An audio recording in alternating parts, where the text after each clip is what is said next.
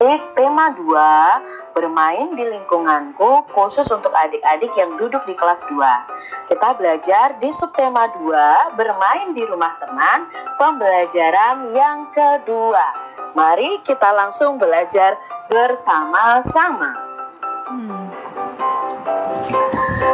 Ketika sedang asik memetik jambu, Dayu dan Mei datang. Mereka bergabung bersama Benny dan teman-teman. Mereka memakan jambu bersama-sama. Setelah itu, mereka bermain lingkaran simpai. Nah, kalian sudah tahu adik-adik tentang simpai. Dan simpai ini bisa digunakan untuk bermain dan berolahraga. Cara bermain lingkaran simpai. Nah, biasanya kalau kita bermain simpai ini kita putar di bagian pinggang kita. Siapa yang paling lama memutarnya di badan kita, itulah pemenangnya. Tapi di sini simpai juga bisa dibuat permainan. Nama permainannya adalah lingkaran simpai. Cara memainkannya, siswa dibagi menjadi beberapa kelompok yang jumlahnya sama.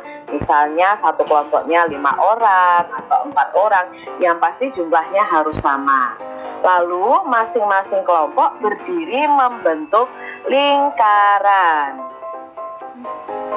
Salah seorang siswa memegang simpai dengan posisi simpai di atas kepala. Jadi ini posisinya di atas kepala, dipegang seperti ini. Setelah diberikan instruksi oleh guru, siswa yang memegang simpai memberikan simpainya kepada teman yang ada di sebelah kanannya dengan meliukkan tubuh ke kanan. Lalu si penerima simpai juga meliukkan tubuhnya ke kiri dengan posisi tangan di atas kepala juga. Kemudian dengan gerakan meliuk ke kanan, penerima simpai memberikan lagi simpai tersebut ke teman yang ada di sebelah kanan. Kegiatan dilakukan berulang-ulang hingga sampai kembali ke pemegang awal. Jadi ini harus berturutan adik-adik. Kita tadi kan membentuk lingkaran. Jadi misalnya ya, dari satu ini langsung ke temannya, nanti dari sini ke temannya lagi sampai ke posisi awal simpai yang ada tadi. Lalu kelompok yang paling cepat menyelesaikan instruksi menjadi pemenangnya. Jadi itulah permainan lingkaran simpai. Nah, di sini kita belajar meliukkan badan ke kanan dan ke kiri. Kalau kalian punya simpai, kalian bisa praktekkan bersama teman atau bersama adik kakak kalian. Di sini ada pertanyaan mengenai permainan lingkaran simpai tadi. Apa yang digunakan Benny dan teman-teman dalam bermain lingkaran simpai? Ayo, apa tadi yang digunakan? Ya, pasti yang digunakan adalah simpainya. Lalu yang kedua, benda apa yang digunakan Benny dan teman-teman dalam memetik jambu?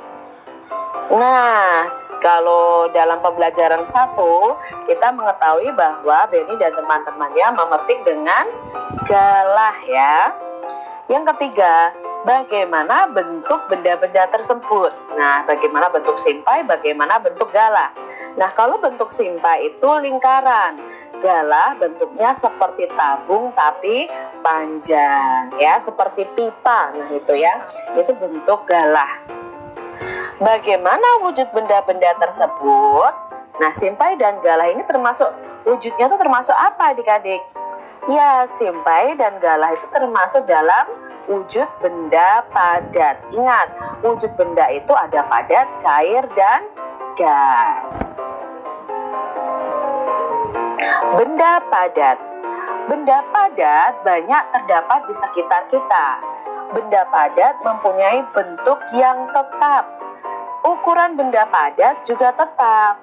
Contoh benda padat adalah simpai. Simpai jika dipindahkan dari meja ke lantai, bentuk dan ukuran simpai tidak akan berubah. Jadi benda padat ini mau dipindah kemanapun, bentuk dan ukurannya akan tetap sama atau tidak akan berubah. Jika simpai dipindahkan lagi ke lemari, bentuk dan ukuran simpai juga tidak akan berubah. Adapun dipindahkan ke berbagai tempat, bentuk dan ukuran benda padat akan selalu tetap. Jadi kalau benda padat mau dipindah-pindah tempat juga ukuran dan bentuknya selalu sama. Bagaimana bentuk benda padat? Ayo dari bacaan tadi, bagaimana ya bentuk benda padat? Ya, bentuk benda padatnya itu selalu tetap walaupun dipindah tempat atau bentuknya tidak pernah berubah ya. Mau misalnya koin diletakkan di piring ya bentuknya seperti koin, bukan seperti piring. Soal nomor 2, bagaimana ukuran benda padat? Kalau bentuknya tadi selalu tetap, kalau ukurannya? Ya, ukurannya juga selalu tetap walaupun dipindah-pindah tempatnya. Jadi mau dipindah ke gelas ya ukurannya pasti tidak akan sama seperti gelas. Contohnya kalau kelereng dipindah ke gelas, apakah ukurannya jadi besar seperti gelas? Tidak adik-adik, ukurannya tetap dan tidak berubah. Apa yang terjadi jika sebuah buku dipindahkan dari dalam tas ke dalam lemari? Ayo, apa yang terjadi adik-adik? Tidak terjadi apa-apa karena bentuk dan ukuran bukunya tetap ya. Kalau di dalam tas ya bentuknya juga tetap buku, di dalam lemari ya bentuknya tetap buku. Jadi tidak berubah-ubah ya. Bagaimana bentuk buku tersebut setelah dipindahkan? Ya, bentuknya selalu tetap walaupun dipindah tempat, jadi tidak akan berubah. Apa kesimpulanmu dari pertanyaan dan bacaan tadi adik-adik? Nah, simpulan dari Kak Citra adalah bentuk dan ukuran benda padat selalu tetap walaupun dipindah-pindah tempat. Amati benda-benda berikut di rumahmu. Manakah yang termasuk benda padat? Berilah tanda centang pada kolom yang sesuai. Nah, di sini ada macam-macam benda. Kita mau mengklasifikasikan mana yang benda padat, mana benda yang bukan benda padat. Sekarang kursi. Apakah kursi dari ciri-cirinya tadi ya, kalau dipindah-pindah tempat bentuk dan ukurannya tetap sama. Nah, kalau kursi itu benda padat atau bukan benda padat?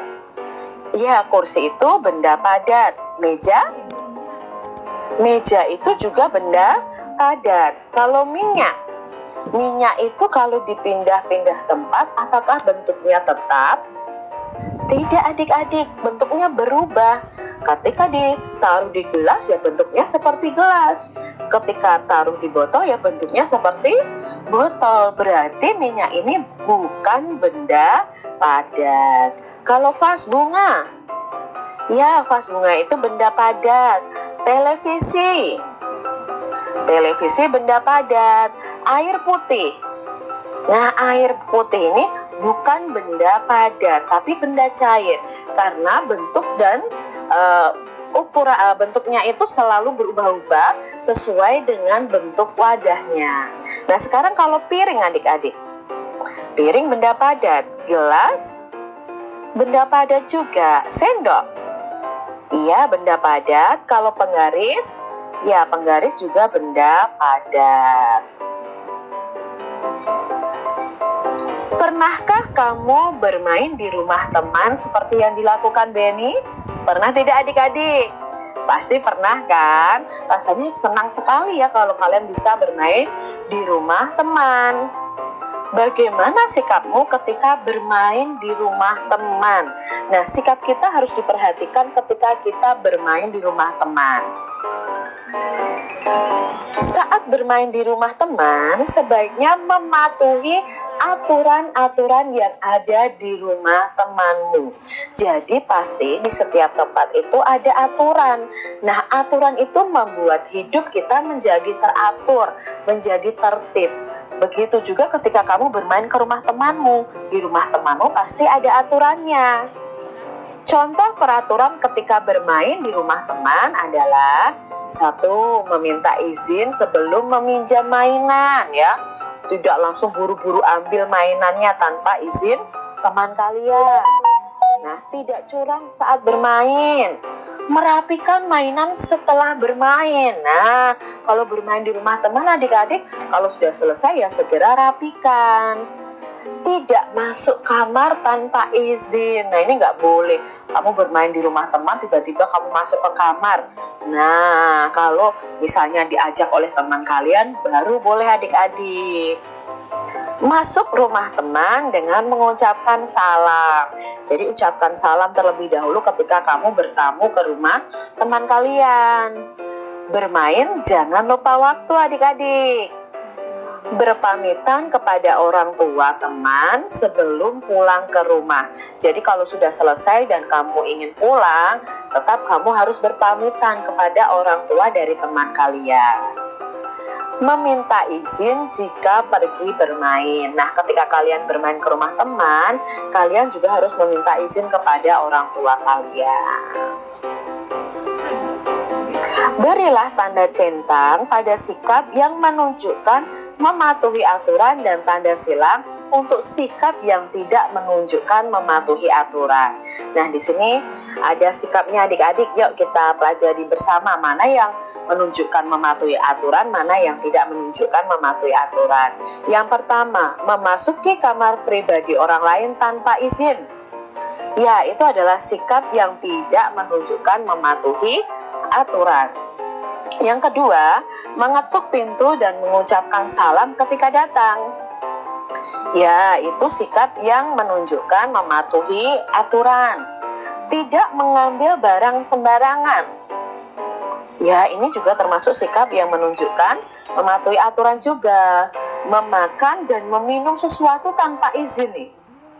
Nah, kalau belum dipersilahkan, jangan makan dan minum adik-adik. Jadi ini termasuk sikap yang tidak menunjukkan mematuhi aturan. Lalu yang berikutnya, tidak membuang sampah sembarangan kalau di rumah teman. Ya, itu mematuhi aturan. Nah, peragakan teks percakapan berikut di depan kelas kalian. Kalau kalian belajar di rumah, coba peragakan dengan kakak atau adik atau orang tua kalian. Nah, nanti kalian bisa meminta tanggapan bagaimana ketika kalian memperagakan teks berikut.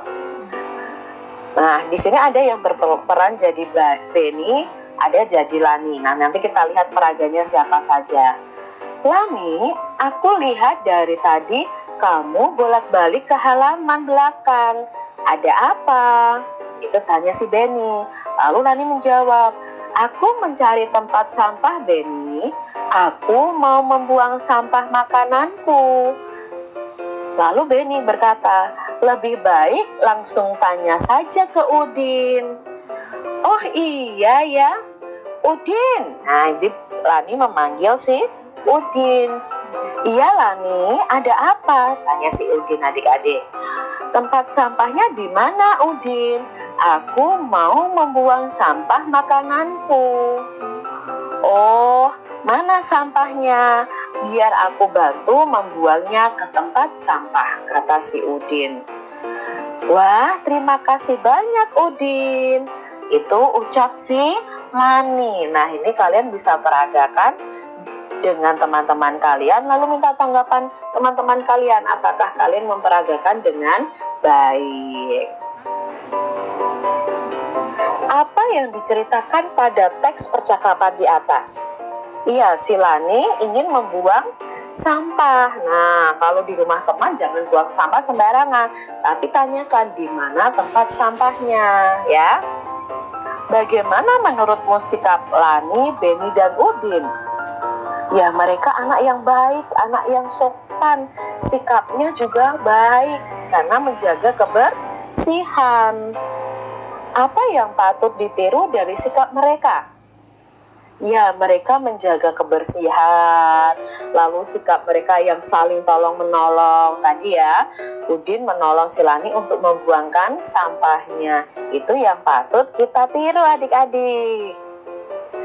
Nah, demikian tadi pembahasan kita untuk mata pelajaran tematik di tema 2, subtema 2 pembelajaran yang